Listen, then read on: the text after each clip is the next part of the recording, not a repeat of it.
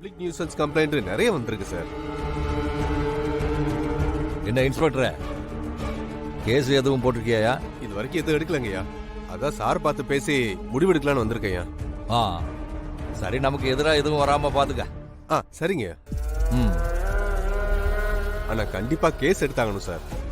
அதான் உங்க சைட்ல இருந்து கடத்திட்டாங்கன்னு ஒரு கம்ப்ளைண்ட் கொடுத்தீங்கன்னா அத கேஸா போட்டு சம்பந்தப்பட்டவங்க மேல ஆக்ஷன் எடுத்துடலாம். இல்லை அதெல்லாம் ஒன்றும் வேணாம். பிரச்சனைய நாங்களே முடிச்சிட்டோம். இப்போ என் பொண்ணுக்கு கல்யாணம் ஃபிக்ஸ் பண்ணியிருக்கேன்.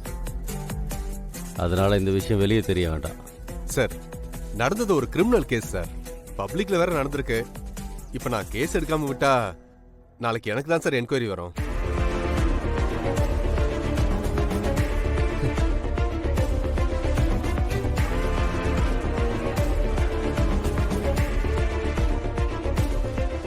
திவா அண்ணே. ம் சரிண்ணே.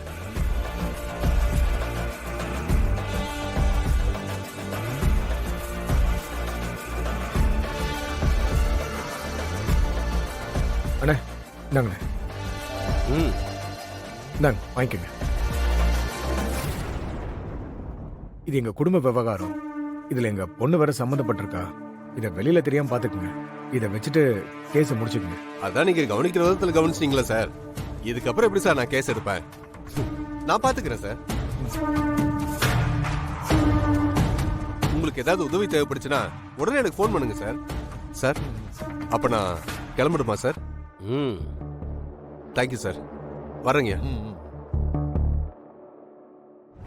அடைச்ச இந்த ஆளும் டம்மி பீஸ் தானே.